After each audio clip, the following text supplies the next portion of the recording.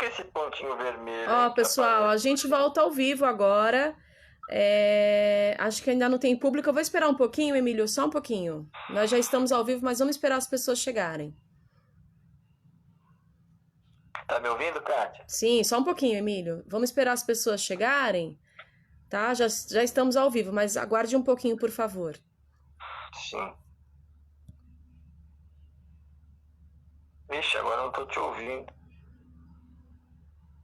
Vixe. Assim.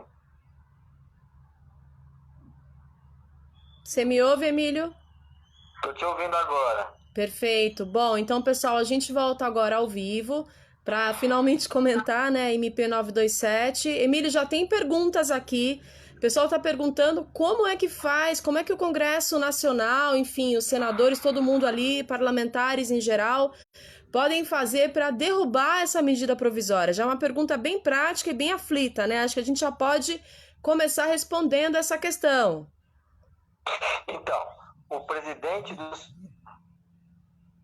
Pode ir? Pode, por favor. O presidente do Senado e da Câmara podem devolver a medida provisória aos deputados da oposição, pedindo para que seja devolvida a MP. A devolução da MP significa o seguinte, ela não entra em prática. Outra medida é o Congresso e o Senado votarem a medida e derrubarem a medida, ou fazer alterações para a medida. O problema é assim, Cátia, o que está acontecendo é que o governo anunciou exatamente dessa forma. Quando nós fizemos uma coluna denunciando que não tinha recurso para esse pacote antidesemprego, é assim que eles chamam, tá? O que eles fizeram? Eles pegaram e colocaram um recurso de 15 bilhões de reais. E agora estão dizendo que vão fazer uma outra MP, reduzindo a jornada em 50%, tá? E o salário também. E para os trabalhadores que recebem de 1 a 2 salários mínimos, dariam R$ 261 para quem ganha um salário mínimo e 381 para quem ganha 2 salários mínimos. Na nossa conta, nós fizemos um vídeo, isso aí significa, ao final, que o trabalhador perderá 30% da renda. Tá, repete os valores, por favor, Emílio. Só mais devagar, porque a rede está carregadíssima mesmo. Um pouquinho mais devagar. Tá. Para quem ganha um salário mínimo, essa era a proposta do governo, que não está nessa MP, eles estão falando que vão mandar em outra. Devido à má repercussão dessa MP. Era R$ 261 a mais de seguro-desemprego para quem ganha um salário mínimo. E R$ 381 para quem ganha 2 salários mínimos. Então, tentando ser didático. Quem ganha um salário mínimo, certo? Se reduzir em 50% o salário, ganharia 500, certo? Mais R$ 261, certo? Ganharia R$ 761. Como ele ganha mais de 1.000 e poucos reais, ele teria mais ou menos a perda de 33%. Tá, então representa hoje. Então vamos falar o seguinte: o que você está falando? Você não está falando dos valores agora, exatamente dessa MP 927, tô certa? Exatamente. Tá, você está falando da MP anterior, que seria a suposta MP. Mas a MP 927 trata-se do que na prática para os trabalhadores, Emílio? Então, na prática, para os trabalhadores é o seguinte: ela viola a Constituição, porque ela estabelece uma regra de um acordo individual com o patrão e empregador que não está prevista, porque na verdade você teria que ter, porque eles passam por cima dos acordos coletivos e passam por cima da CLT. Isso viola a Constituição. Isso a Ana Manta, vários advogados já estão dizendo. E o que eles fazem? Simplesmente diz o seguinte: o empregador tem liberdade para suspender por 4 meses o salário do trabalhador, certo? E não vai ter nenhuma retribuição salarial. Eles falam que eles podem fazer curso, mas o empregador não vai bancar o curso. E se tiver, o empregador poderá dar alguma contribuição para o trabalhador, mas que não seja salário. Isso é o que eles falam. E eles falam do adiantamento, do pagamento do fundo de garantia ser postergado, tá? Um dado importante que eu vi é que o pagamento, por exemplo, das férias, se fosse, por exemplo, eu estou antecipando férias, eu tenho que pagar 1/3. Elas vão ser feitas, mas pelo que eu li, o pagamento será só em dezembro do ano que vem. Então o trabalhador vai entrar em férias sem receber parte do salário. Por exemplo, as indústrias automobilísticas aqui no ABC já dispensaram os trabalhadores e fizeram férias coletivas. Não precisa dessa MP para fazer isso, porque lá houve um acordo entre os sindicatos e os trabalhadores. O que eles querem fazer é entregar tudo para o patrão, certo? E o trabalhador fica à mercê do patrão, se ele vai...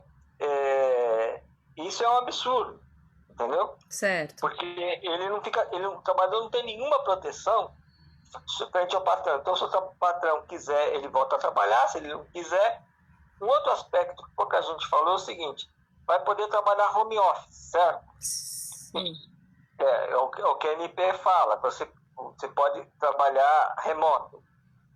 Mas aí fica uma pergunta: quem é que vai pagar a internet? Porque o patrão não vai pagar nada. Pois é. E aí você tem um custo a mais para o trabalhador, que ele vai exercer um trabalho, e ele que vai pagar o custo. E como é que fica isso se ele não vai receber salário? Entendeu? Como é que ele vai dar conta de fazer esse tipo de atividade sem receber salário? Emílio, só um parênteses. Um resumo dessa primeira parte que você explicou pra gente é que, na realidade, se eu entendi bem, os trabalhadores deixam de receber os seus salários, não é? Em suma, falando de maneira bem rasa, não é assim mesmo? Deixam de receber os seus salários por até 4 meses. Para quem chegou agora, a gente está falando com o repórter Emílio Lopes, repórter dos Jornalistas Livres, que faz diariamente uma coluna que faz análise financeira, econômica, não é? Conjuntura econômica, socioeconômica das medidas de Bolsonaro, do governo de Bolsonaro e do Ministério da Economia ali na gestão de Paulo Guedes. Emílio tem feito essas colunas no nosso canal do YouTube. E hoje a gente está tentando aqui falar um pouquinho sobre a MP 927, essa que suspende, eu posso dizer suspende, né, Emílio? Os salários de trabalhadores por 4 meses, não é? Uma medida provisória completamente absurda. E aí, Emílio, eu queria te perguntar o seguinte: na semana passada, o ainda presidente, espero que não por muito tempo, Bolsonaro, fez uma reunião com empresários, acho que você se recorda? Sim. E nessa reunião ele trouxe os empresários, os diretores, os donos, né, das maiores empresas do Brasil de diversas áreas, entre elas a área de telefonia, a área de saúde, enfim, de diversas áreas. Eu assisti parte dessa reunião, né? Eu não sei se você assistiu, Emílio, mas em nenhum momento foi falado ali naquela reunião, foi tocado no assunto da segurança desses trabalhadores que eventualmente poderiam ser dispensados do seu trabalho para fazerem essa questão do home office, que é um privilégio que poucos têm na realidade, né? Mas que poderiam. Em nenhum momento foi tocado nesse assunto e o que a gente viu ali foi muito o assunto mesmo do ponto de vista da grana, né? Do ponto de vista financeiro, né? Das perdas e ganhos. Em nenhum momento a condição humana foi ali colocada como pauta daquela conversa de Bolsonaro e os empresários. O que nos leva a crer que essa medida provisória, 927, ela certamente nasce, não é? Dessa conversa que foi transmitida provavelmente ali em partes pela internet, outra parte só entre o petit comité, não é, de Bolsonaro e esses patrões, esses empresários, e que pode ter saído dali, não é, Emílio? Porque quando você não trata a condição humana como o primeiro objeto de prioridade de uma pandemia como essa, você apresenta medidas provisórias como essa 927. Você chegou a perceber isso, a acompanhar essa reunião ali de Bolsonaro e os empresários? Eu acompanhei parte dessa reunião. Realmente você tem razão, eles só estão preocupados com os lucros deles. Mas é normal, o Bolsonaro só fala com o lado, ele não fala com o trabalhador. A real é essa. O que está acontecendo, gente, é o seguinte: é um governo que só olha o rico e está pouco preocupado com o pobre. Gente, vamos falar claro aqui. Nós temos 38 milhões de pessoas na informalidade no Brasil. O Bolsonaro falou que vai dar R$200 para cada um. O trabalhador informal recebe R$ 1.400 de renda média, segundo o IBGE. Ele vai pagar R$ 200, tá? Segundo eles, olha que dádiva, são 2 cestas básicas, dá para o cara sobreviver, como se ele não tivesse que pagar conta de água, luz, internet para trabalhar, porque todo mundo hoje tem que pagar. E ainda internet. Quer que esse trabalhador faça curso online pagando internet, não sei com qual dinheiro, né? Exatamente. Veja a situação hilária. Ó, só para você ter ideia, hoje eu acompanho a situação internacional. Hoje a Espanha acaba de lançar um pacote para o trabalhador informal. Sabe qual é a renda que eles estão dando? 660 euros, mais de R$ 3.000. Para você ter uma noção da brutalidade. Nós estamos lá falando de um país que é administrado por um governo de esquerda, lá, certo? Os Estados Unidos, Trump, que ele adora, está dando R$ 1.200 por trabalhador, $1.200 por trabalhador, mais 500 por cada criança. Faz a conta aí, Kátia. São 6 mil Eu tenho reais, vergonha, eu tenho vergonha. Eu tenho um pouco de vergonha de fazer essa conta. Agora, é o seguinte, o que esses caras são loucos não estão vendo é o seguinte, na China, eles tinham que olhar para a China. A gente está estudando para poder falar. Uhum. A China é o seguinte, por que a China está demorando em vários lugares onde teve coronavírus mais forte, na província de Hubei lá? Por quê? Porque desarticulou, inclusive o trabalhador teve que ir embora da província, fugiu, e aí você não consegue reabrir as fábricas logo. Se você fizer esse maluquice que esses caras estão fazendo, daqui a pouco você não vai ter um trabalhador para trabalhar, porque como você manda a mão de obra qualificada embora, como é que você vai recontratar ela depois? Então, por isso que todos os países do mundo estão tentando segurar seus trabalhadores, não só por uma questão de lógica, de você manter a renda das pessoas, para você manter o sistema funcionando, certo? O capitalismo funcionando. Se você não tiver o cara trabalhando, tendo uma renda, ele vai comprar? Não. Se ele não comprar, vai desabar mais ainda as vendas. Será que esses caras não sacam isso? Será que os caras não sacam que a gente tem que preservar os recursos humanos da empresa? Estou falando da lógica capitalista, que eu nem concordo, tá, cara? Às vezes esse povo saca. A gente tem que preservar os recursos humanos para, no momento que você voltar a produzir. Então, o que está acontecendo, gente, é o fim do mundo. Outra coisa que a MP faz, não tem fiscalização nenhuma, não vai ter multa se o patrão fazer qualquer absurdo. Então, é outro absurdo que eles estão fazendo. Essa coisa dos custos, que você lembrou bem, só para falar antes que eu esqueça. Hoje você recebe uma bolsa do FAT, que é o Fundo de Amparo ao Trabalhador, para fazer curso. Não vai receber essa bolsa.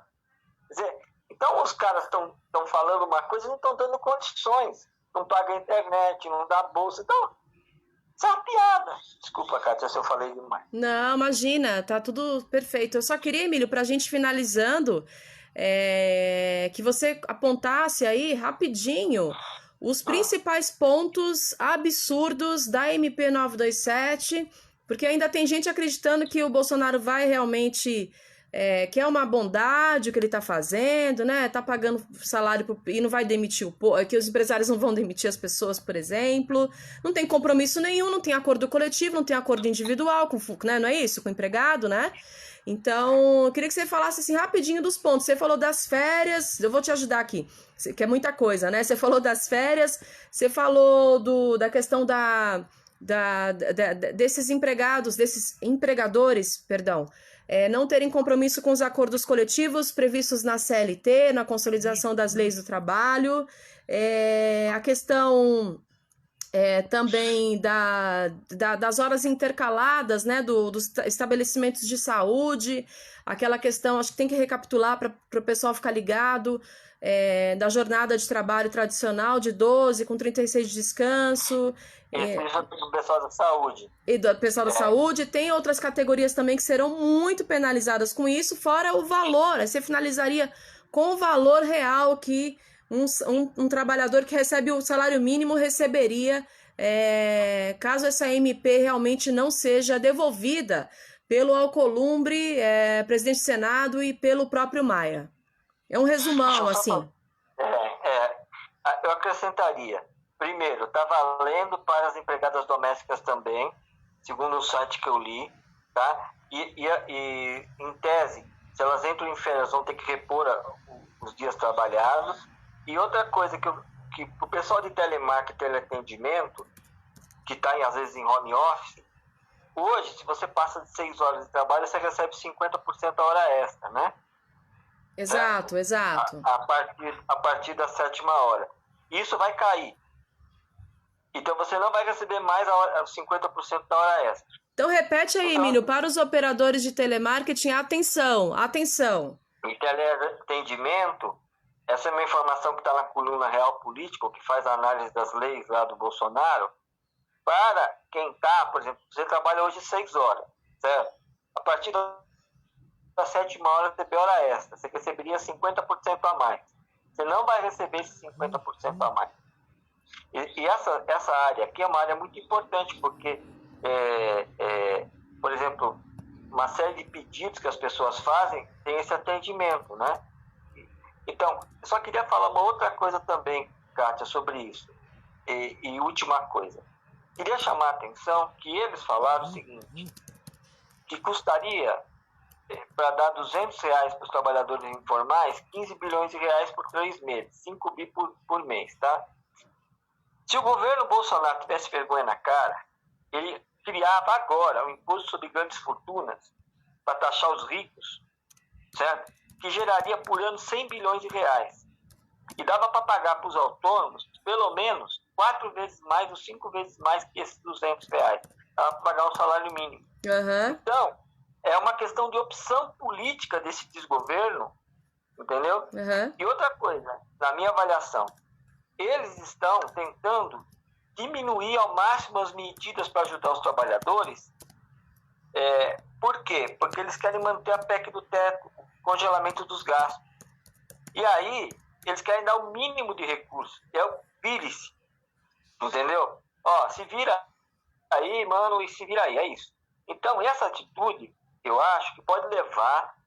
Já tem analistas liberais, tá? Vamos dizer de esquerda, na grande mídia, já falando que nós podemos ter um outro levante contra o Bolsonaro, porque é um absurdo atrás do outro.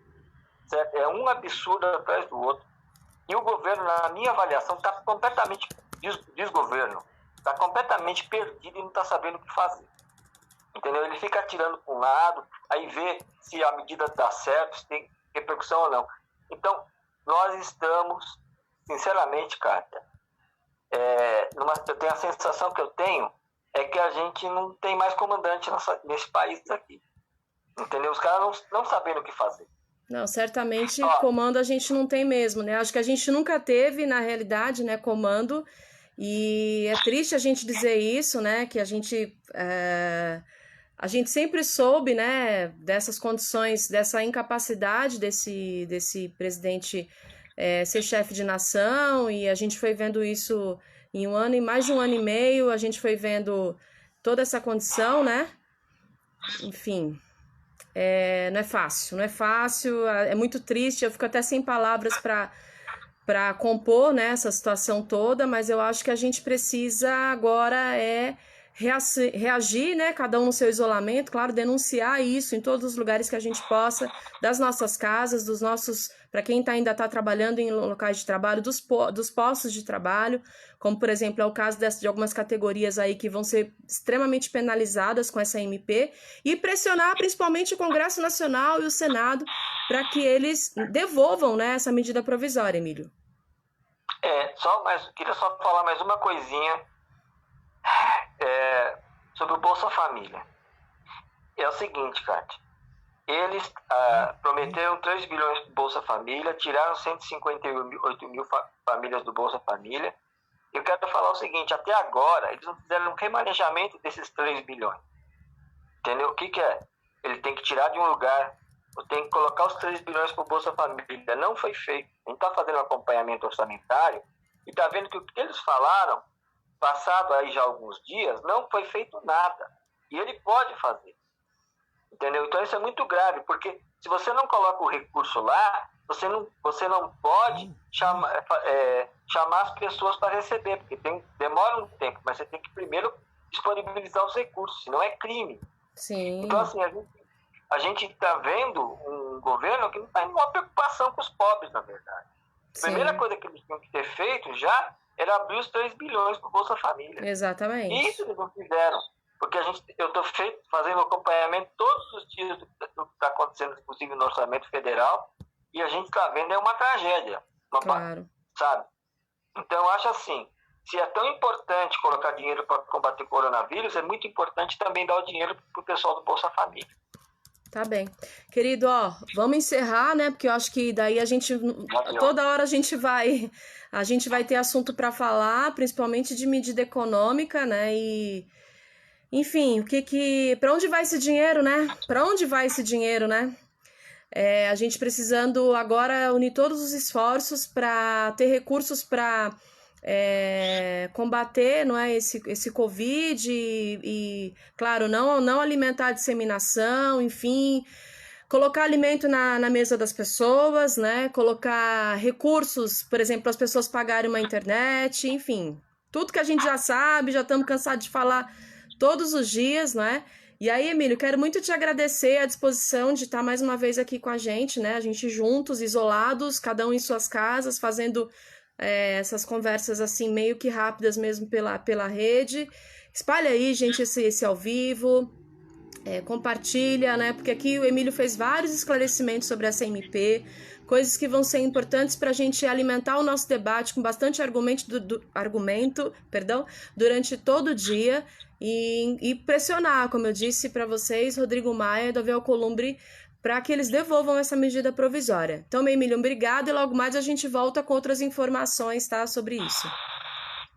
Obrigado, Kátia. Um abração. Valeu, galera!